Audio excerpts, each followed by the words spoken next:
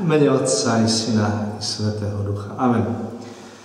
Diabol sa v cirkvi vždy snaží zasiať nejaký blud. Jeden z bludov, ktorý teraz som si všimol, zaujímavý, že vraj neexistuje menšie zlo. Čo je to za somarina? Čo je to za hlúposť? Som taký alergický na to, keď niekto povie, že menšie zlo. A také podobné výrazy. Takže podľa týchto ľudí je, keď si porežem prst, alebo mi odpnú ruku, to je rovnaké zlo. Zlo je zlo, tak hovoria. Zlo je zlo. Žiadne väčšie, žiadne menšie. Tak. Tu máme.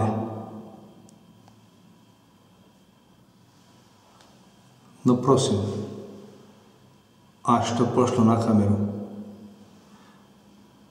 No. Toto je zlo.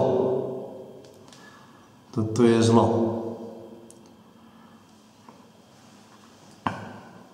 No ale demonstroval som zlo. Ja hovorím, že menšie. Keď oni tvrdia, že zlo je zlo, neexistuje väčšie a menšie zlo, čakám, že mi dajú tiež tento príklad zla na kameru, nafilmujú, len s tým malým rozdielom, že nie prst si pichnú ako ja teraz, ale že si odrežú ruku. Potom ma naozaj presvedčia, že zlo je zlo. Prečo vidíš smietku v oku tvojho brata a brvno vo svojom oku nevidíš?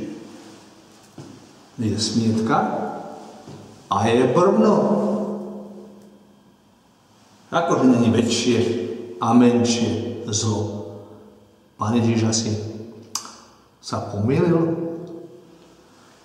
Nemal by si nado mnou nijako moc, keby ti to nebolo dané zhora, hovorí Pilátovi, preto má väčší hriech ten, čo ma vydal tebe. Väčší hriech. Zdá sa, že kto si je tu múdrejší ako Pán Ježiš, keď hovorí, že nie je väčšieho a menšieho zla.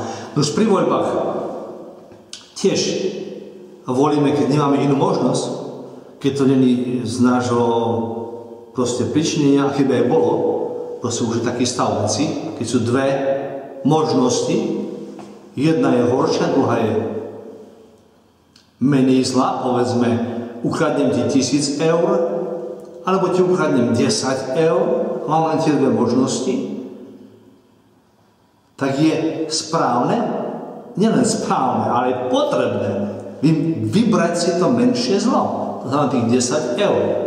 Keby tak boli tvoje peniaze, neváhal by si ani pol sekundy. Ani pol sekundy. Ani pol sekundy.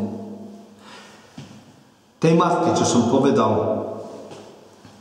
keby tak ten politik, to jedno, ktorý chcel zarezať tvoju Simonku, iné chcel. Keby tak chcel zarezať tvoju Simonku, by taká bola reakcia? Tej matky som hovoril, joj, ani sekundu nepotrebovala, aby mala jasné, kde má ísť. Ale my váhame, keď príde na voľby a si povieme, príde tu diabol, ja si myslím, že je diabol vyslovene, povie, žiadne väčšie, menšie zlo neexistuje. Akože neexistuje? Keď by si mal ísť po nejakom poli, povedzme, že si vojak a teraz v tej bojovej situácii utekáš v lese a máš dve cestičky. Jedna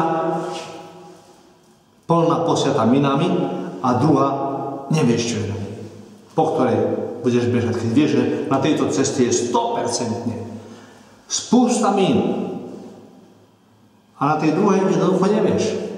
Možno sú, možno nie sú. Chceš povedať, že nie je väčšie a menšie zlo? Keby si bol v tej situácii, behom pol sekundy by si vedel, čo je väčšie a čo je menšie zlo. A preto, čo to budeme hovoriť? Stačí. Mene Otca i Syna i Svätého Ducha. Amen. Nech nás a vás Duch Svätý osvieti. Nechoďme proti zdravému rozumu a proti Božím slovám.